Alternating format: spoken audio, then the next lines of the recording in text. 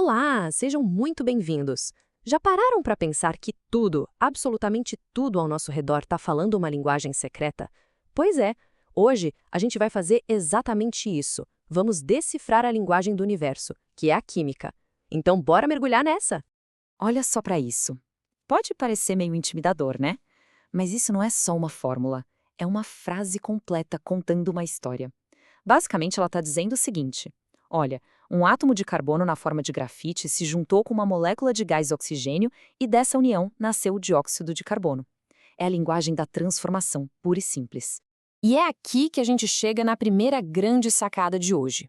A química, assim como a música, por exemplo, tem uma linguagem que é universal. É um conjunto de símbolos, de regras, que permite a gente descrever a composição da realidade.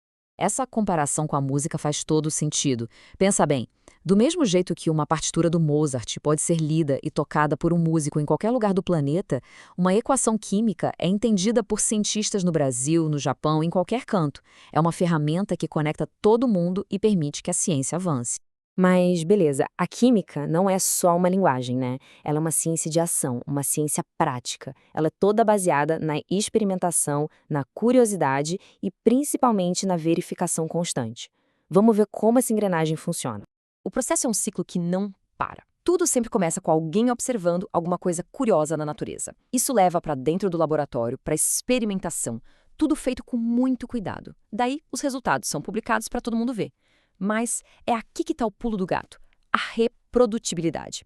Se outros cientistas não conseguirem fazer o mesmo experimento e chegar nos mesmos resultados, a descoberta não é validada. Simples assim. E o mais legal é que essa ciência não vive numa bolha, de jeito nenhum. A química é, na verdade, um ponto de encontro de várias áreas. Ela está na medicina, ajudando a criar remédios novos, na engenharia, desenvolvendo materiais super resistentes, na biologia e na física, nos ajudando a entender a vida e o universo, e até na computação, que simula reações super complexas. Ela é a base que impulsiona a inovação em todo lugar. Certo, a gente já entendeu como a química pensa e age, mas qual é o objeto de estudo principal dela? O que é essa tal de matéria que a gente tanto fala? E olha, a resposta é bem mais simples do que parece. Matéria é, basicamente, tudo. Tudo que tem massa e ocupa espaço. É a coisa, a substância fundamental de tudo que a gente pode tocar, ver ou medir. Agora, se a gente pega uma porção limitada dessa matéria, digamos um pedaço de madeira ou uma barra de ouro, a gente tem o que chamamos de corpo.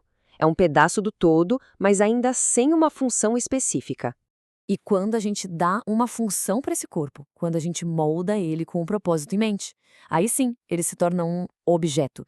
É a matéria ganhando uma finalidade, um sentido. Essa tabela aqui deixa tudo bem claro. A madeira é a matéria. Um pedaço de madeira é o corpo.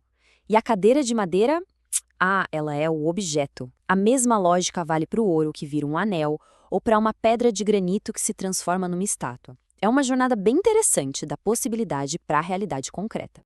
Ok, agora que a gente já entendeu esses conceitos, vamos dar um zoom. Se a matéria é tudo isso, do que ela é feita lá no fundo no seu nível mais fundamental? Quais são os tijolinhos básicos de tudo? A matéria tem uma hierarquia. Quase como se fosse uma daquelas bonecas russas, sabe? A gente começa com as substâncias, que é o que a gente vê no dia a dia. Elas são feitas de quê? De átomos. Os átomos, por sua vez, são feitos de prótons, nêutrons e elétrons. E se a gente for mais fundo ainda, os prótons e nêutrons são feitos de partículas ainda menores, os quarks. É uma organização incrível. E, no nível das substâncias, tem uma distinção super importante. Uma substância simples, como o gás oxigênio que a gente respira, é formada por um tipo só de elemento químico. Já uma substância composta, como a água, é uma combinação de dois ou mais elementos diferentes. No caso da água, hidrogênio e oxigênio. E quando a gente só junta as substâncias sem que elas reajam quimicamente? Aí a gente tem as misturas. Se a gente olha e parece uma coisa só, tudo dissolvido, como sal na água, é uma mistura homogênea. Agora, se dá para ver as partes diferentes, como no sangue, por exemplo, aí é uma mistura heterogênea. Agora sim, a gente chega na parte mais dinâmica e talvez a mais fascinante da química: como a matéria se transforma, como ela muda de uma coisa para outra. E aqui é a grande diferença. Numa transformação física, pensa no gelo derretendo. A composição não muda, continua sendo H2O, tanto no estado sólido quanto no líquido. Agora, numa transformação química, A história é outra. A identidade da substância muda por completo.